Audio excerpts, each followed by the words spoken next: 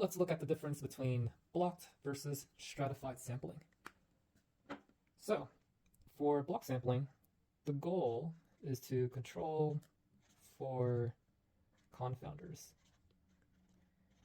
And we'll have an example just to clarify what that is. Whereas the goal for stratified sampling is making sure your inference are representative. So let's call it representativeness. So let's take an example. Let's say you're interested in the impact of new medication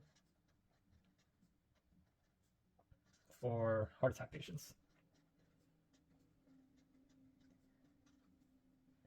And let's say age is a confounder. In other words, the effectiveness or the impact of the medication actually depends a lot on age.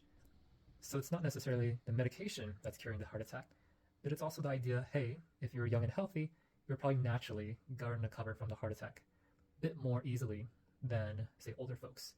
So it's important to consider age as a possible confounder. And here we're talking about sampling. So how does this actually show up in our sampling? What we're going to do is look at different age blocks. So let's say we have like 18 to 25-year-olds, 26 to 35, 36 to 45, 46 to 55, 56 to, let's just say 90. And since we're talking about heart attacks, not that many people in between 18 and 25 have heart attacks. So let's call this number of patients. Let's say there's only, 2. Same thing with folks between 26 and 35, not that many patients. So let's say 6, and maybe it grows a bit more, 20. When you get to 40s, let's say it's like 400. When you get to super old, maybe you have, 2,000.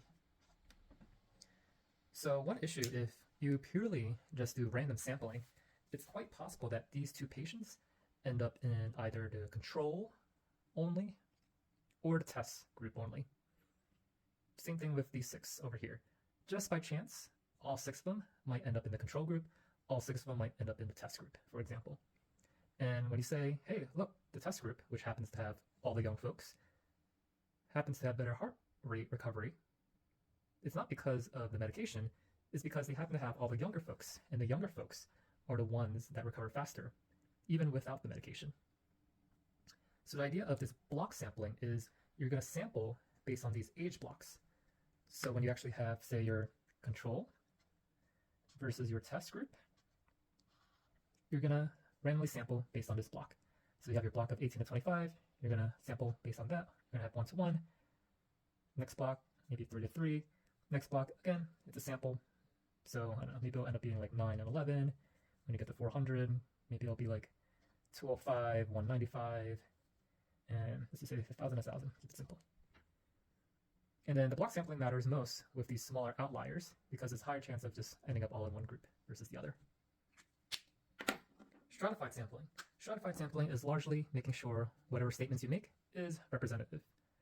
So let's say, an example, we want to know, let's say there's a satisfaction survey.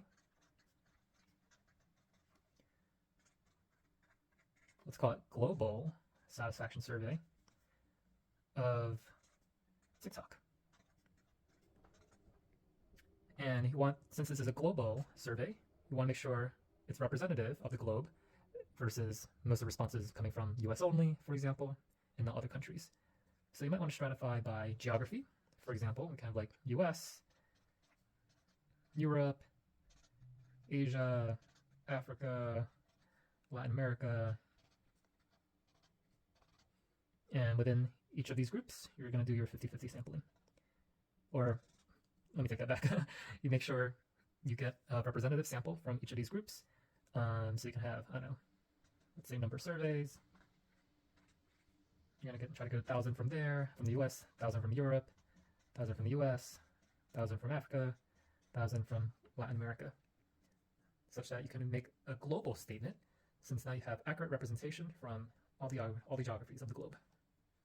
And of course, you're going to do some weighting based on population, but the idea of this stratified sampling is to make sure every geography is represented. And that's the difference between blocked versus stratified sampling.